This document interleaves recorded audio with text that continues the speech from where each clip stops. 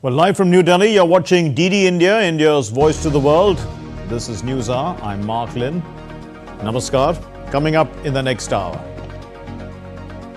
India's Prime Minister Narendra Modi has conferred with Bhutan's highest civilian award, the Order of the Druk Galpo. Both countries signed 7 agreements.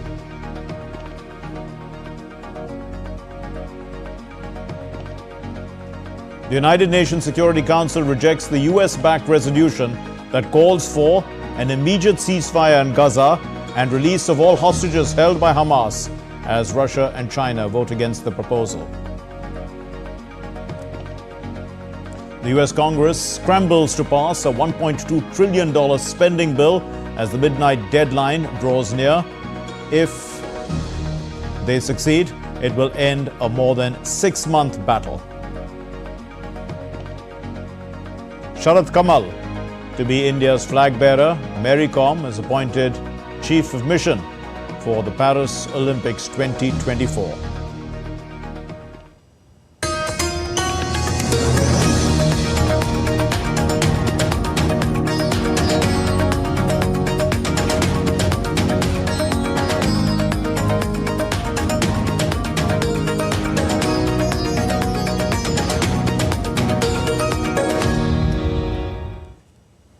Prime Minister Narendra Modi was conferred with the Order of the Druk Gyalpo, Bhutan's highest state honour, by the Bhutanese king, Jigme Khesar Namgyel Wangchuk. The Prime Minister dedicated the award to 140 crore Indians. On a 2-day visit to the Himalayan kingdom, Prime Minister Narendra Modi announced further support of 10,000 crore rupees, that's about $1.25 billion US dollars, to the neighbouring country's 13th development plan. Let's look at this report. A democratic kingdom nestled in the mesmerizing beauty of the Himalayas, steeped in a rich, cultural, vibrant beauty of its own. Bhutan welcomed India's Prime Minister Narendra Modi for a very special event.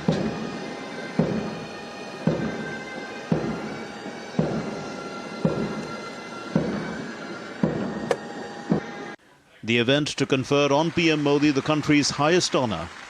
King Jigme Khesar Namgyel Wangchuk and his predecessor, King Jigme Singye Wangchuk, the 4th King of Bhutan, honoured Prime Minister Modi for his outstanding contribution to the growth of India-Bhutan relations and for his distinguished service to the Bhutanese nation and people. Prime Minister Modi is the first foreign head of government to receive the singular honour. आपने मुझे भूटान के सर्वोच्च राष्ट्रीय award से सम्मानित किया है। हर award अपने आप में विशेष होता ही है, लेकिन जब किसी अन्य देश से अवार्ड मिलता है तो ये भरोसा मजबूत होता है कि हम दोनों देश सही दिशा में आगे बढ़ रहे हैं।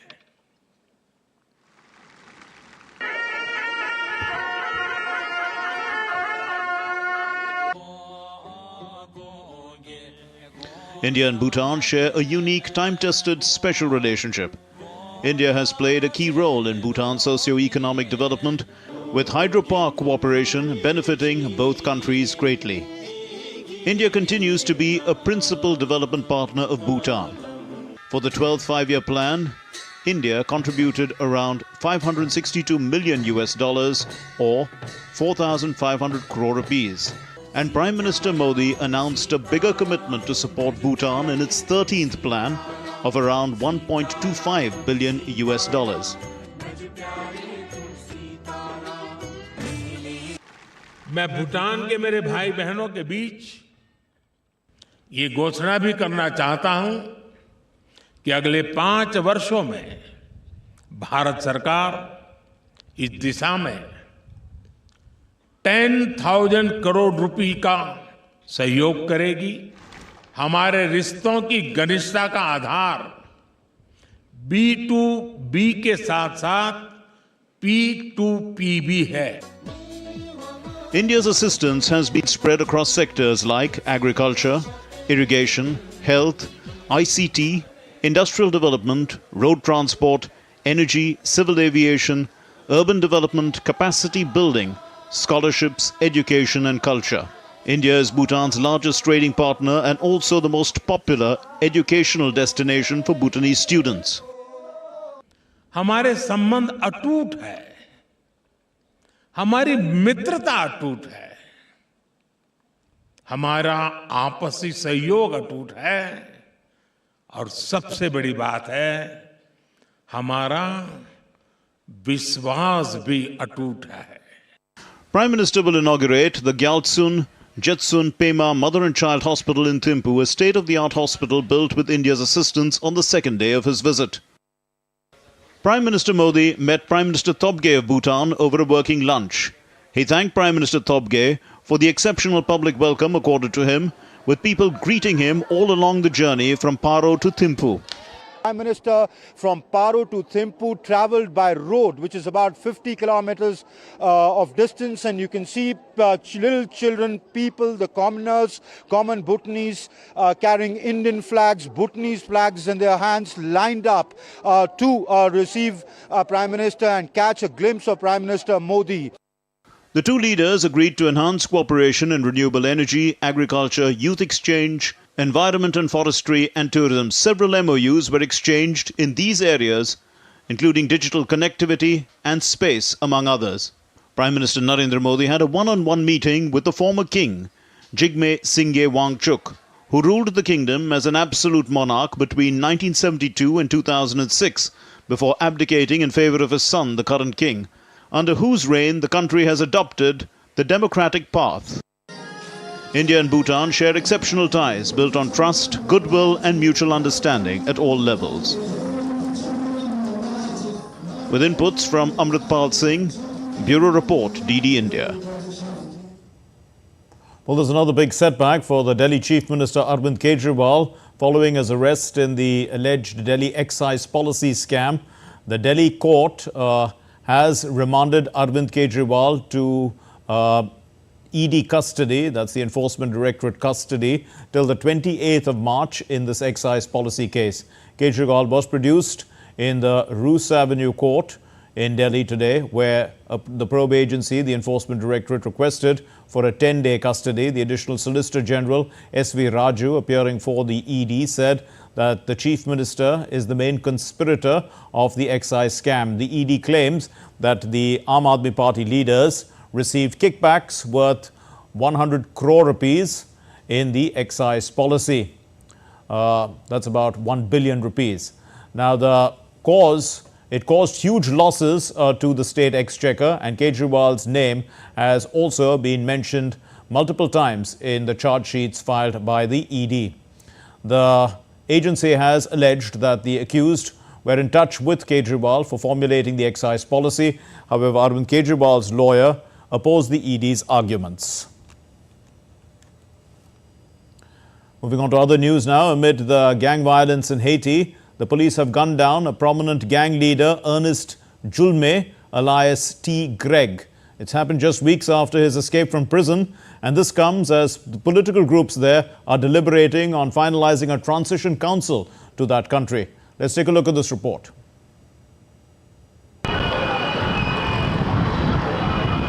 Armed gangs roaming the streets, schools and hospitals shut down, and people desperately trying to escape. That's the brutal reality in Haiti right now. Gang violence has completely paralyzed the capital Port-au-Prince, leaving a trail of destruction and hundreds of thousands displaced. Things have been shimmering for weeks with clashes between gangs and authorities. Now, in a major development, a gang leader has been killed in a police operation. According to reports, the head of the Delmas 95 gang, Ernest Julme, known as T. Greg, has been killed. Julme is a member of gang leader Jimmy Barbecue Cherizier's Alliance gang.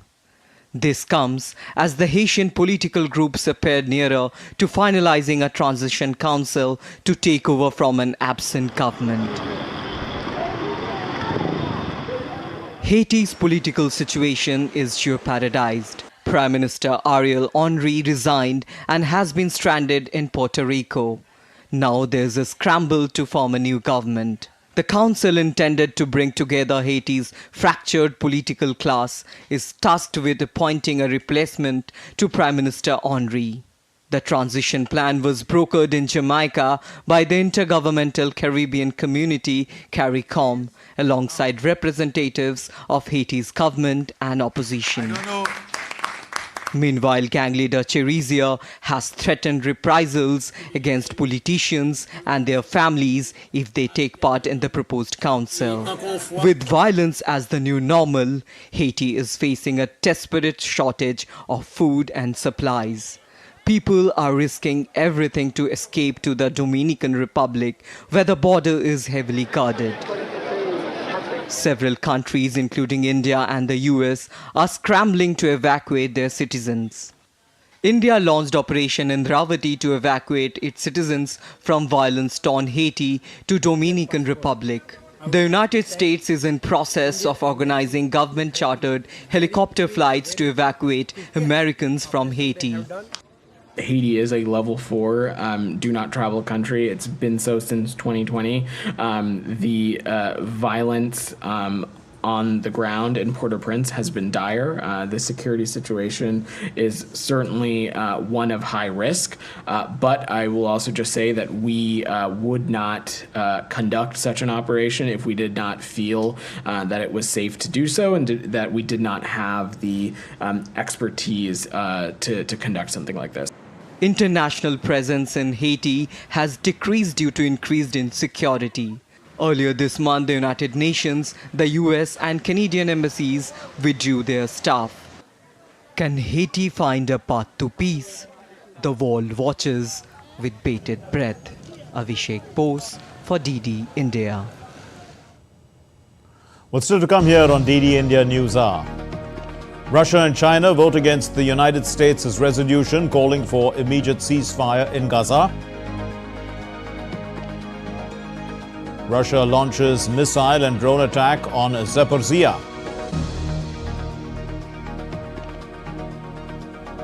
India's ruling party, the Bharatiya Janata Party, releases its fourth list of candidates for the upcoming general elections.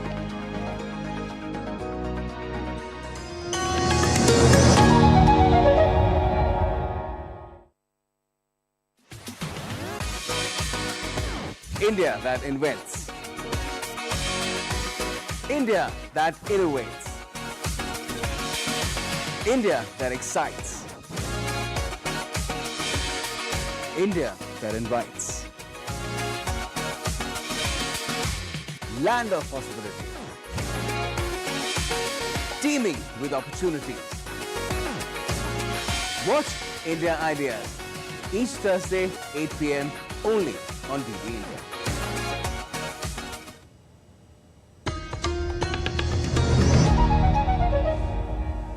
You're watching DD India News Hour. I'm Mark Lynn. Let's get you the latest on what's happening in India in the run-up to the world's largest democratic election. That's happening in India later.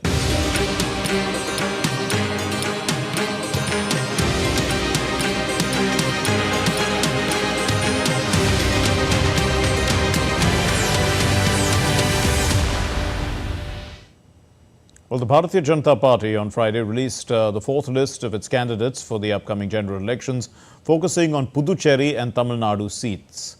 Now, the 15-member list, it featured P. Karthiyayini from Chidambaram constituency in Tamil Nadu. The actor and politician Radhika Sharath Kamal will contest from Virudhnagar in Tamil Nadu. And the BJP has also fielded A. Namasivayam. He is from Puducherry, and Rama Srinivasan from Madurai, among others. The opposition Congress party held its meeting on Friday, and they finalized their candidates for the Uttar Pradesh, Madhya Pradesh and the Union Territory of Jammu and Kashmir, the seats there. The party president Mallikarjun Kharge and other members, including Rahul Gandhi and K.C. Venugopal, attended this meeting. Holding elections in the country as vast and diverse as India is a Herculean task. Here's a report on all the challenges and the arrangements that go into conducting such a huge exercise in a seamless manner.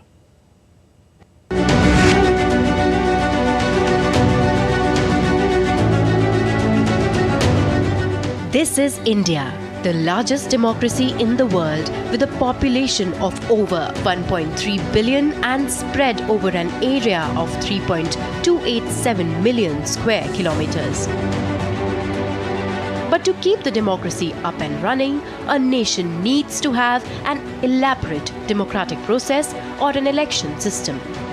And to conduct election that has all the elements of freedom and fairness, an elaborate and institutionalized security mechanism is imperative. When it comes to security, comprehensive set of measures are taken by the Election Commission of India, the apex electoral authority, to make sure the electoral process is smooth and safe. The world's largest electoral exercise, this time in India, will witness deployment of 340,000 personnel from the various central armed police forces to ensure free and fair polling across the nation. The Election Commission has asked India's Ministry of Home Affairs to provide 3,400 companies of CAPFs or Central Armed Police Forces for deployment in a phased manner.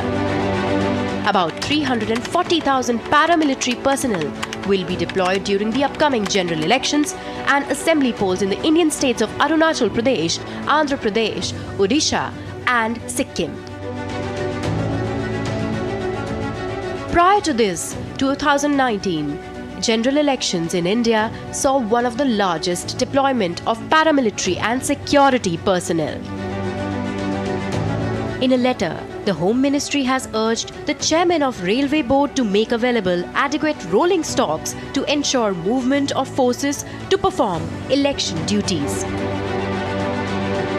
Measures by the ECI revolve around ensuring safety of polling stations, election officials and safety of voters from potential threats such as violence, intimidation or sabotage. Deploying law enforcement personnel and paramilitary forces to maintain law and order during the electoral process, conducting risk assessments and implementing security measures in sensitive or conflict-prone areas. Electoral fraud prevention, such as preventing voter frauds like impersonation, multiple voting, bogus voting, monitoring the distribution and storage of EVMs and voter lists to prevent tampering. The ECI is also responsible for implementing measures such as voter identification, indelible ink, and strict verification procedures to ensure the integrity of the voting process. Risk assessment is also a major step in the pre-election journey for the Election Commission of India. Cybersecurity is also kept in check to prevent misleading or threatening content. The ECI collaborates with cybersecurity agencies and experts to ward off any hacking attempts and enhance the resilience of election infrastructure. So how does the ECI manage various security challenges during elections in India? During general elections in India, the ECI adopts a multi-layered approach that combines preventive measures, law enforcement efforts, technology-enabled solutions, and stakeholder engagement to safeguard the integrity and credibility of the electoral process. Antara Sinha for DD India. The UNSC has rejected the US resolution calling for immediate ceasefire in Gaza as part of a hostage deal after Russia and China voted against it. In his meeting with the US Secretary of State Anthony Blinken, Israel's Prime Minister Netanyahu said that Israel is working to take care of the humanitarian needs in Gaza and will continue with the operations in eliminating the rest of Hamas terrorists. Here's a report. In the latest development in Israel-Hamas conflict, the United Nations Security Council on Friday failed to pass a resolution calling for an immediate ceasefire in Gaza as part of a hostage deal. UN rejected the ceasefire call following the Russian and Chinese veto against the resolution proposed by the United States. However, France will work on new UN Gaza ceasefire resolution after Russia and China voted against it. This would definitively close the door when it comes to discussions about the need for a ceasefire in Gaza. This would free the hands of Israel, and it would result in all of Gaza and its entire population having to face destruction, devastation, or expulsion. We are not guided by what is convenient for Washington and its satellites. Meanwhile, Israeli Prime Minister Benjamin Netanyahu, in his meeting with US Secretary of State Antony Blinken, said that Israel will operate in Rafah with or without US support, and that there is no way to defeat Hamas without entering Rafah. Netanyahu and Blinken meeting in Tel Aviv lasted about 40 minutes. Following his meeting with Israeli Prime Minister, Blinken also met with Israeli War Cabinet. I met today with Secretary of State Blinken. I told him that I greatly appreciate the fact that more than 5 months we are standing together in the war against Hamas. I also told him that we recognize the need to evacuate the civilian population from war zones and of course to take care of humanitarian needs. We are working for this. But I also said that we have no way to defeat Hamas without entering Rafah and eliminating the rest of the Hamas battalions there. And I told him that I hope we will do it with the support of the United States, but if we have to, we will do it alone. This is an ongoing process. As I said, we really were focused on 3 things: the hostage negotiations, humanitarian assistance, and Rafah. And it was important that, again, we focus on all 3 things. I'm not going to get into the details of what we discussed. Parallel meetings are also taking place in Doha aimed at securing a ceasefire in the conflict. In Gaza, Israel claimed to have killed or captured hundreds of Hamas terrorists in a 5-day operation at the Al-Shifa hospital complex, something which Hamas denies. Israeli army has claimed it has killed 150 fighters and captured 358 militants in and around the hospital in recent days.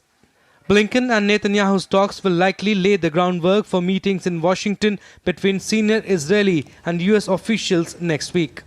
Bureau Report, DD India. And DD India correspondent Alex Kadia gives us more on the UN Security Council's rejection of the US resolution for an immediate ceasefire in Gaza. Let's listen. Well, there was a veto by Russia and China, those 2 permanent members of the United Nations Security Council. We know that Algeria also voted against the rotating member of the UN Security Council. Certainly, we've seen this before. Russia and China voted down a resolution brought by the United States in October as well. In the sense we heard from the Deputy Ambassador, the Deputy Russian Ambassador to the United Nations, is that this resolution by the United States does not go far enough and is not particularly sincere enough in its desire for calling for an immediate ceasefire. Now, this will be an interesting development in so much that actually the US had previously vetoed similar resolutions calling for an immediate ceasefire and for the release of the hostages. Now, we understand the fact that this immediate ceasefire resolution was tied to the release of the hostages could have been one of the sticking points for Russia and China in their vetoing this resolution, but certainly no progress in the United Nations when it comes to a resolution towards a ceasefire. Nevertheless, that international pressure to get there, to get a stop in the fighting, and crucially to release those Israeli hostages is still mounting. Well, Russia launched another missile and drone attack on Ukrainian energy infrastructure on Friday. Russia fired 88 missiles and 63 Shahed drones, leaving at least 1 dead and 14 injured, while Ukraine said that almost half of the missiles and drones were shot down, leading to less damage.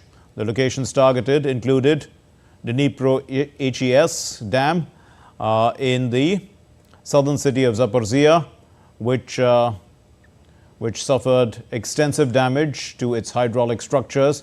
However, there was no risk of a breach.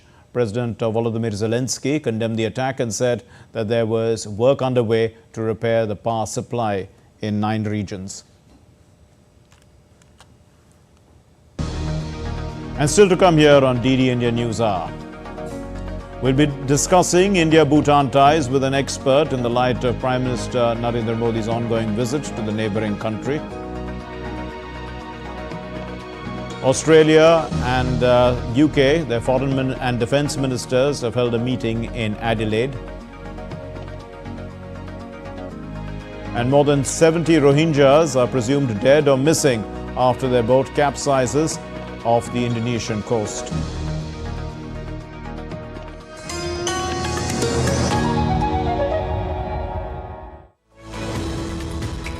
We just don't bring you the news as it unfolds. We get to the heart of the matter. We don't just present facts. We demystify complex social, political and economic events. We break stories that shape the world's present and future because you deserve the truth. I am Tanvi Taneja from New Delhi. I'm Ollie Barrett from London. I'm Nick Harper from Washington, D.C. Join us on DD India Global Monday to Friday at these times.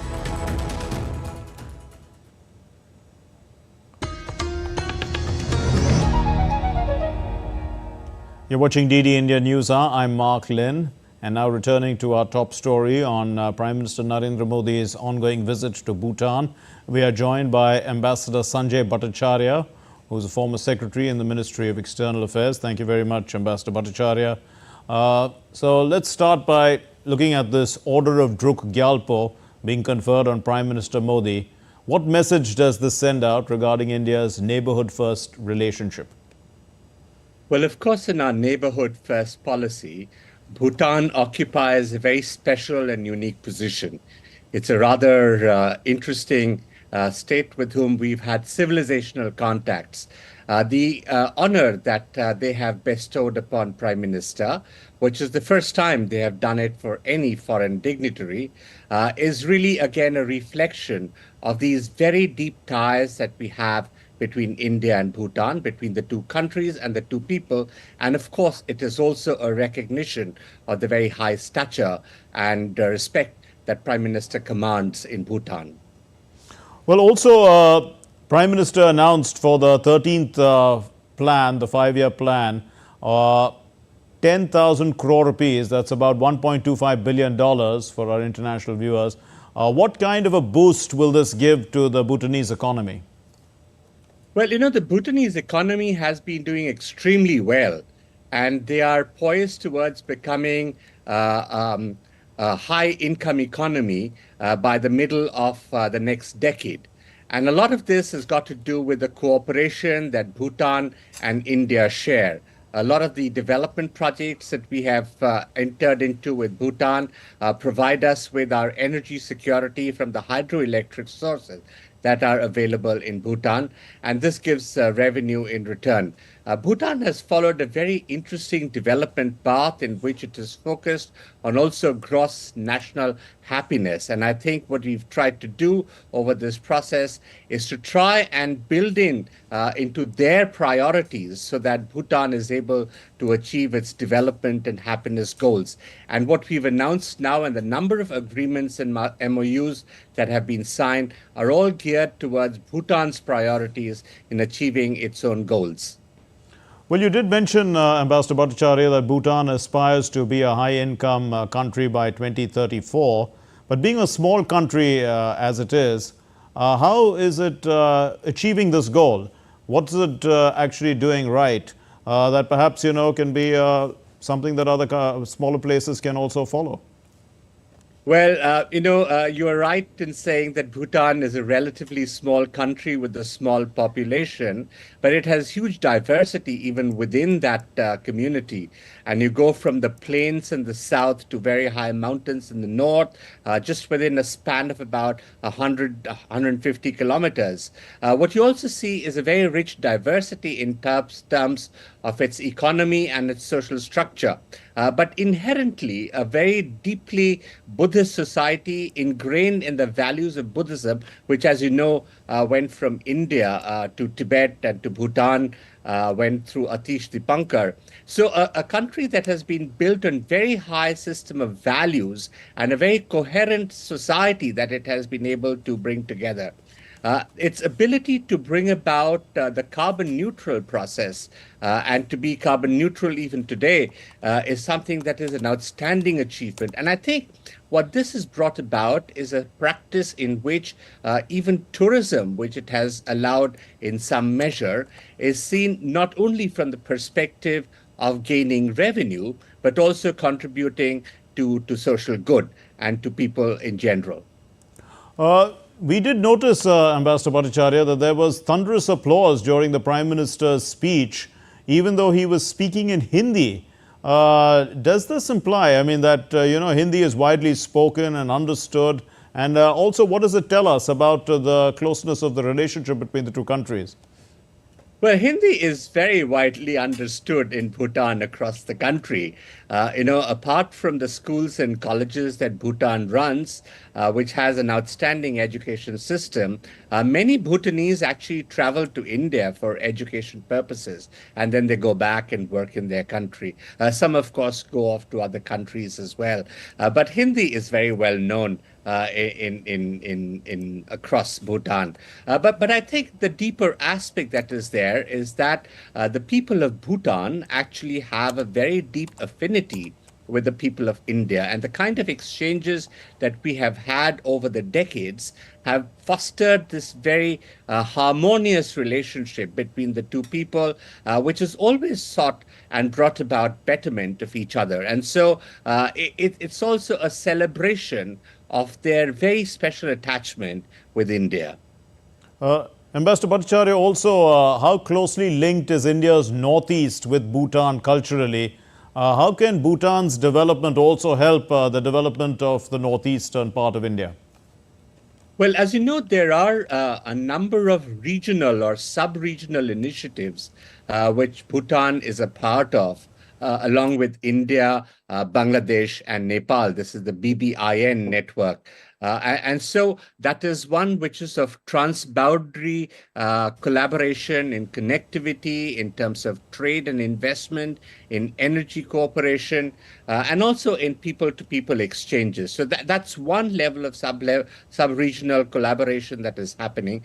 The second is with India herself. And Bhutan, as I mentioned, has been very deeply engaged with India at several levels. And the attachment with Bengal and the Northeast in particular runs very, very deep. It is not just in terms of education and business and trade, but in terms of the cultural connections that the two sides enjoy. And this is where I think some of the Bhutanese examples of how they have managed their growth in trying to be carbon neutral, in trying to be socially responsible, in trying to achieve the SDGs in a much more coherent manner, is something that some of our sub-regional regions can actually, within the country in the Northeast, can actually emulate. A final question, Ambassador Bhattacharya, is space cooperation. It's an area of future cooperation. And there already is the South Asia Satellite Ground Station, which is in Thimphu. What more can be expected? I mean, after all, India is, an emerging power as far as an emerging space power. Bhutan has warmly embraced technology, digital technology, and uses space means for its communication networks and also for the spread of its education network, its health facilities. And so the space assets, particularly the kind of space assets that India has developed, which is all for peaceful and development purposes, are extremely relevant for Bhutan. So I was very happy to see that this MOU has been signed now, because this is going to set the stage for closer collaboration in the days to come, where we can support the Bhutanese aspirations in communications, education, health, and also in the overall aspects of space technology. We leave it there. Thank you very much, Ambassador Sanjay Bhattacharya, former Secretary, Ministry of External Affairs, for putting into context Prime Minister's visit to Bhutan. Our next story, the US lawmakers are set to vote on a $1.2 trillion spending package on Friday as they race to pass it before midnight to avoid a government shutdown. The sprawling measure, wrapping 6 bills covering funding for over half the government, including the Department of Homeland Security, the Pentagon and health agencies for the next 6 months until the end of the fiscal year. Here's Kate Fisher reporting from Washington, D.C. Lawmakers here are already 6 months behind schedule on this because of lengthy negotiations to resolve funding and policy disputes. Now, they have scant time to approve the bill before a shutdown deadline this weekend. Republican leaders in the lower chamber, the House of Representatives, have signalled that they intend to hold a vote on Friday, bypassing a self-imposed rule requiring lawmakers be given at least 72 hours to review legislation before it comes up for a vote. There could be additional hurdles in the Senate, that's the upper chamber, where any one lawmaker's objection could prolong debate and delay a final vote. But as long as lawmakers act before Monday, the effects of a shutdown could be minimal, since many federal workers at unfunded agencies would be off for the weekend anyway. But if a closure goes on longer, there could be more problems. It could disrupt tax filing season, as more than half of the staff at the Internal Revenue Service would face furloughs. Border Patrol officers and around 1.3 million active duty military service members would have to work without pay. A previous shutdown sparked national travel delays after many Transportation Security Administration screeners called in sick as a protest. Even if a shutdown is avoided, credit ratings agencies have warned that Congress's repeated brinkmanship could hurt the US government's creditworthiness in the long run. In Washington, Kate Fisher reporting for DD India. Australian Deputy Prime Minister Richard Marles and the Foreign Minister Penny Wong on Friday hosted annual talks with their United Kingdom counterparts, the Foreign Secretary David Cameron and the Defence Secretary Grant Shapps. This happened in Adelaide, and the Australia-United Kingdom ministerial consultations, it comes after the British firm BAE, together with the local naval firm ASC, they were chosen to build submarines under the AUKUS Security Pact. The treaty signed on Thursday requires the two nations to consult each other if they come under threat, and will see Australia buy up to 5 nuclear submarines from Washington in the early 2030s before jointly building and operating a new class, that's SSN AUKUS, with Britain roughly a decade later. When asked whether the election of Donald Trump would endanger the AUKUS military alliance, the British Foreign Secretary David Cameron, he said that the United Kingdom would work with whomever becomes the US president in November. And more than 70 Rohingyas are presumed dead or missing after a boat that they were traveling in capsized off the coast of Indonesia's Aceh province. While 75 have been rescued, the UNHCR refugee agency said that they said in a written statement on Friday, and the alert was raised on Wednesday when the fishermen rescued 6 of the migrants. A fishing community in Aceh said that they had been standing on the hull of the boat after it capsized due to high tides. Now, still to come here on DD India News Hour. The UN General Assembly unanimously adopts the first global resolution on artificial intelligence. Sharath Kamal is India's flag bearer for the Paris 2024 Olympics.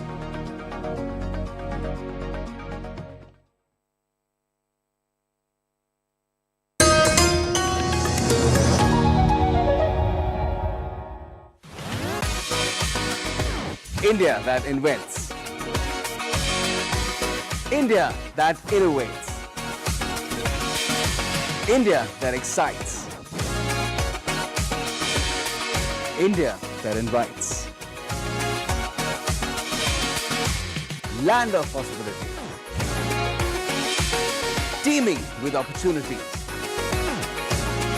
Watch India Ideas each Thursday, 8 p.m. only on DD India.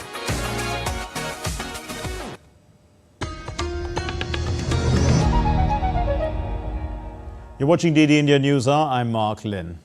The United Nations General Assembly on Thursday unanimously adopted the first global resolution on artificial intelligence. The resolution aims to encourage protecting personal data, monitoring AI for risks, and safeguarding human rights.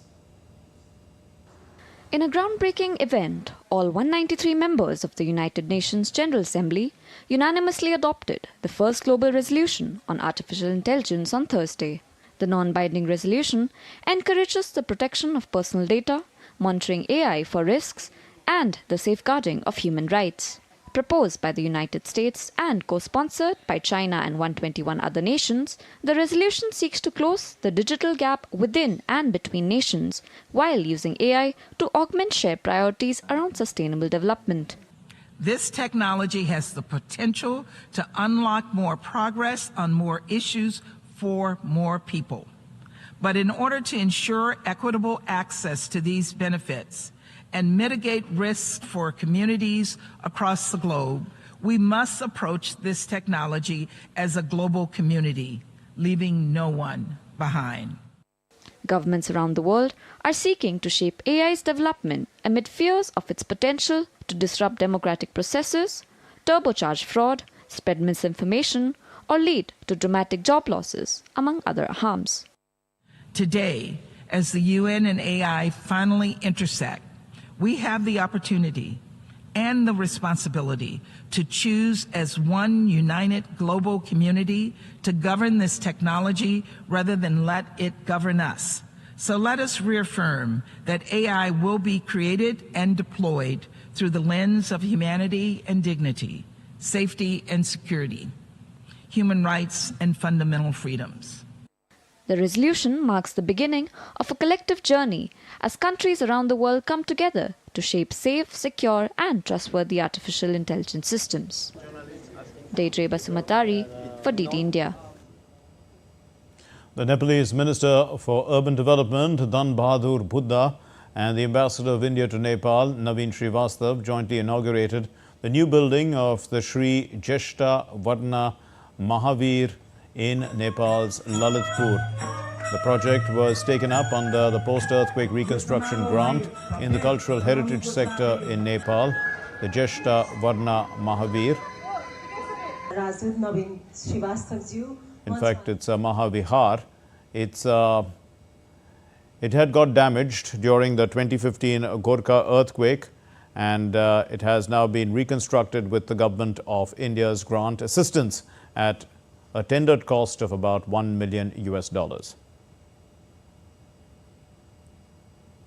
India observed the World Water Day on Friday as an occasion to realize the importance of fresh water, especially amid the ongoing global water crisis.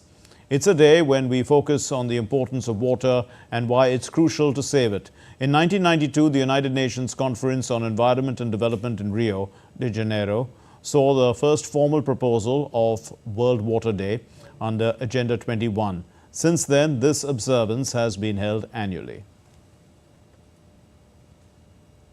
Let's get you some sports news now.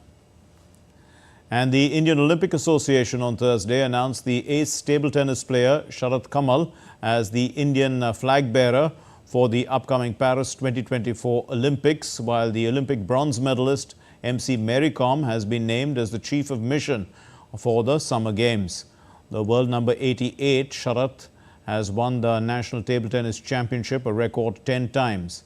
Mary Kom is the first female boxer in history to have captured 6 world titles. The 5-time Asian champion was the first female boxer from India to take home a gold medal at the 2014 Asian Games. The Winter Olympian Shiva Keshavan has been appointed as the Deputy Chief of Mission for the Paris Olympics. Punjab Kings are going to be taking on Delhi Capitals in match 2 of the ongoing IPL 2024 season in Malanpur. This is happening Saturday. Both the teams will hope to start their campaign with a bang. Last season, the Shikhar Dhawan-led side had finished 8th in the points table. Punjab, they have never clinched the trophy. They have reached the final in 2014, but they lost to Kolkata Knight Riders. On the other hand, the Capitals had a poor run of form in 2023 as they finished at the 9th position under David Warner's leadership. Rishabh Pant, who has been away from action because of a tragic accident in 2022, will hope to make a brilliant comeback, and we all hope so too. The Capitals have never been crowned champions. They reached the final in 2020 but were defeated by Mumbai Indians. In a major setback, Malaysia has rejected an offer to host the 2026 Commonwealth Games because of uncertainty over costs and insufficient funding offered. Malaysia was asked to step in after the Australian state of Victoria withdrew as host, citing ballooning costs, with the Commonwealth Games Federation offering $126 million. Malaysia ruling itself out raises the possibility that the Games may not take place for the first time since being cancelled due to the Second World War. The Games are typically contested by about 70 countries and territories of the former British Empire, and medal stables have, in recent editions, been dominated by Australia, England, Canada, India, New Zealand and South Africa. Well, that's all we have in this edition of DD India News Hour, but let's know your thoughts on the news of the day. Connect with us on Facebook, X, formerly known as Twitter, and Instagram. We'll be back with more news as it breaks here on DD India. I'm Mark Lynn. From all of us here in Delhi, thanks very much for watching DD India News Hour. Namaskar.